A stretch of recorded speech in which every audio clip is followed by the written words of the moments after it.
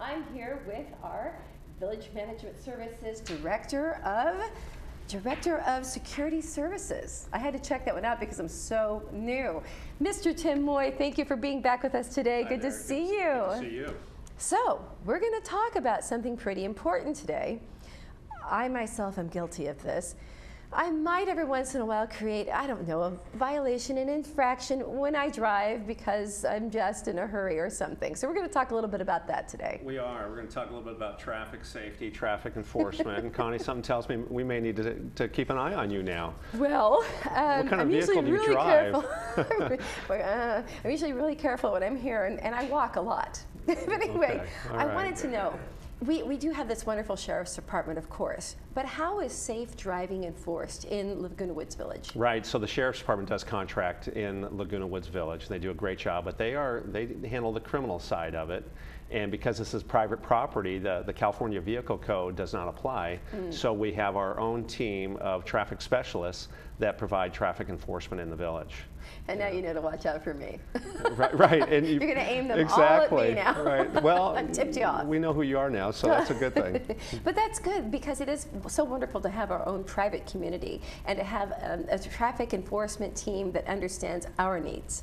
Right, and this is a small city. We've got roughly 18,000 residents. Over 12,000 manners. There's a lot of challenges within the village, and so just like any other law enforcement agency or community, it's necessary to have a traffic unit to keep the streets safe. Whether it's speeding vehicles, unsafe lane changes, stop signs, and we've got a lot of pedestrians out there. We have a lot of people walking on the streets and getting their morning exercise in. What have you? Golf carts.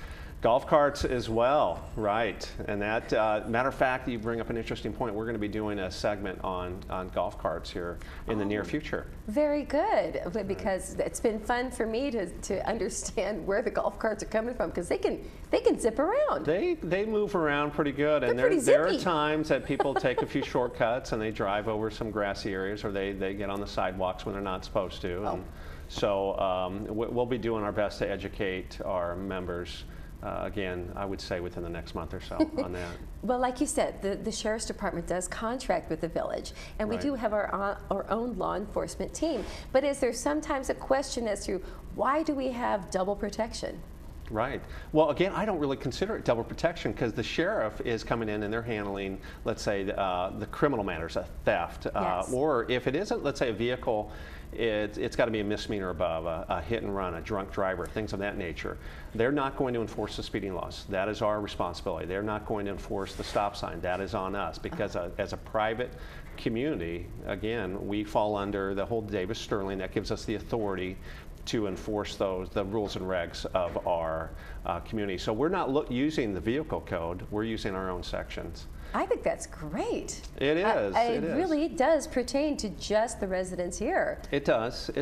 But I will say also, it's very similar to the vehicle code. So we are looking for moving violations, unsafe driving, those folks who are maybe zipping through a stop sign without coming to a stop, or making it. Yeah, Connie, I'm starting to sense that you're feeling a little guilty here. Listen, I'm just going to give you my license plate number. Right. Let's just call it out. Just tell everybody on your team. Just she's coming into the community. Yeah. So well, we've got a great keep it on. transportation team here. We might want to put you on a bus instead. And we might want to. There you it's go. so true. Well, if you are stopped and you receive a violation, Right. what are some of your options? Right, you do have a few options. One, you can just pay the ticket, and they're reasonable. We're just trying to stop the bad behavior or remind our drivers to slow it down. So you can pay it. You can attend the traffic school, which we do offer here in the village, or you can contest it, challenge the citation, and go in front of a hearing. Well, say you want to pay the ticket. Are you going online with just the Laguna Woods Village law enforcement team? Right. So you have your own way of paying tickets on your own online service. Sure. So you can pay through resident services. You can go through our compliance unit. That's where our traffic enforcement works out of. So there's ways of doing that. It does not go to the DMV. It is not something where we notify your insurance or anything like that. This is something that's internal only. So it's a good thing, I'd say it's a good thing. Right, it is. For me, it's going to be a good Right, no doubt. And also, it can be very confusing, even to go online just to try to pay your ticket. You know, Sure. as you can tell, I have some experience with that. Right, right. So it can be a little confusing when you go to the regular, to the Sure. city And, traffic. you know, we will website. notify, so if someone is to receive a ticket, or what we call a notice of violation, they're going to receive a letter in the mail and lay out those options, what they can do. And if they want to challenge it, it'll give them direction on how to do that. And if they want to pay it, they can simply do that. That's so, wonderful. Yeah, so it works out pretty well. We've got a pretty good system set up. And traffic school could be a part of those options. So tell me, how does traffic school work? Right, so we offer those about, I'd say 3 or 4 times a month. It's a 2-hour course. It costs $20. So let's say you were driving 15 miles over the speed limit, which could be about a $100 ticket. And instead you say, you know what, I made a mistake. I will go to the traffic school. It's right here at the community services. It's downstairs on the first floor. Oh, in this building? It is. That's it great. is. And so it's a 2-hour course. Pretty simple. Now I know 2 hours, everybody's busy, but it's not. I actually sat in on one of them. It's not that bad. What did you learn when you sat in? Well, they do show a few videos, and it's just that going over some of the basic safety components of driving. And you know, we all get somewhat complacent, especially when we're in a rush. And it's just basically saying, hey, slow down, be aware of your surroundings. And then there's some other factors that may influence your driving, whether you're tired, whether you're not feeling well. What are the roadway conditions? Is it wet out? Is it a curved roadway where you can't see around? So absolutely. Again, just going back to the basics. Going back to the basics and helping out. Now, you know, I have a Bluetooth ability in my car, so my son can call me and ask me questions. And I got to tell you, that can be distracting. So we have all these other distractions while we drive now. Yeah, there are so many distractions nowadays. The cell phone's a big one. You know, just being distracted and looking down away from the road, or maybe it's, you know, reaching for your cup of coffee, or you're changing the channels or what have you. Hey, we want you to pay attention to what's in front of you. And that's right. Those cell phones, well, even worse is the texting, as you know. Oh. And I'm not sure how bad it is with our senior residents here. I think that most of them are wise enough to know this is not a good idea. I would hope so. We haven't seen that here. I see it outside the community quite a bit, and it's flat out dangerous, especially on the freeway when, let's say, people are driving around 65, and you see someone drifting around 55, and they're you know, kind of weaving. They're drifting, and you can see them looking down, and that's an accident waiting to happen. I can tell you, my wife loves to come up next to them and honk her horn at them. I go, you know, honey, we don't need any road like rage. really scaring them. Right, exactly, yeah. But anyway, I can certainly see how she would feel that way. But I'm glad that we don't really have too much of that problem inside the village. Not too much. It's a really good thing. Yeah. Well, if they do want to challenge their citation, what's the process? What is that like? Right, very similar to a regular traffic court. They will be given a notification in the mail. They have to contact our traffic unit and let them know, hey, I would like to challenge this. How do they contact the traffic unit? There's a number on the letter that is sent to them. And someone answers the number? Yes, and if they're not there, they will call them back. And you know, if they say, hey, here's where I'm at. Here's what I'd like to do, and then you know, we have our admin specialist give them a call. I'm telling you, right there, that's a miracle. Right, Because if you do try to contact, you know, you're not Gunowitz Village, and you do try to contact the city or whatever to just get a voice to say, well, what do I do next? Right. Sometimes it can be difficult. It may take a day or two for us to get back to you, but we're going to make sure that we're going to work with our residents and let them know if a certain date doesn't work. Yes. We'll move it out, and we'll find another date that does work for them to come in. The hearing itself, it's a panel. Yes. It's a member from each of our mutuals, whether it's GRF, United, Third, or the Towers. And Wonderful. one person will sit on that, and pretty simple. So the person comes in, a traffic specialist will give a summary, the date, the time, the location, what occurred, what were the circumstances, and then they will give the person an opportunity to speak on their behalf, obviously, and make their plea to the panel. Then the panel's going to make their determination where to go from there. So that's what I'll be doing. Connie? I'm sorry, I just can't. Right, yeah. You may Good be to doing know. that, exactly.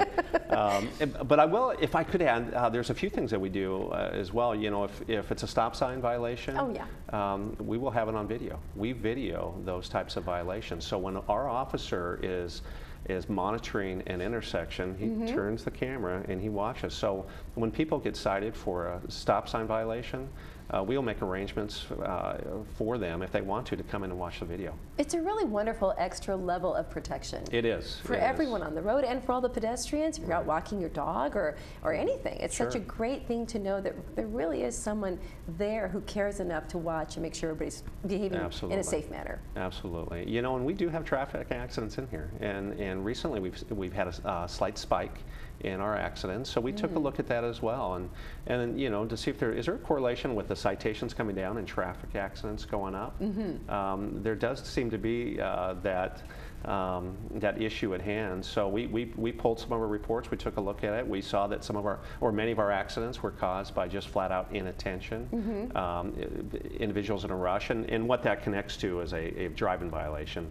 I wasn't paying attention, I was on the phone, I was doing something else, and my speed, you know, I wasn't paying attention to my speed. Next thing you know, they're driving 37, 38, and a 25, which is unsafe. You know what's fascinating, though, is the expediency of that kind of traffic report, because it used to take forever to get those statistics and to get that data and analyze it, and now you're able to do it so quickly. We track all that. We do. We track our citations, our accidents that occur in here. Now, if it's an accident with significant damage, the sheriff will come in and take a police report.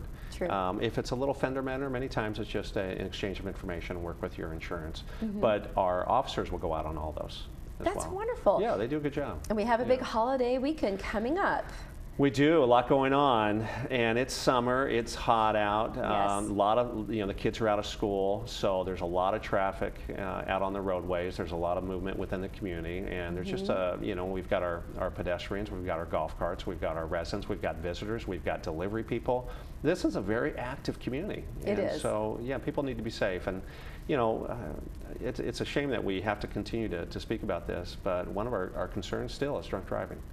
One of our biggest concerns, and in here, it's not just drunk driving, it's driving on drugs, and whether it be certain types of medication that some of our residents are on. And so knowing your limitations, knowing what types of medications you're taking is very important, because then if you have a glass of wine with dinner, or if you're at a restaurant and then you're also taking certain types of medications, that combination could be deadly. It could be, and it's so good to always remember this wonderful transit system that we do have. We've got a great transportation system, and so they're there for you.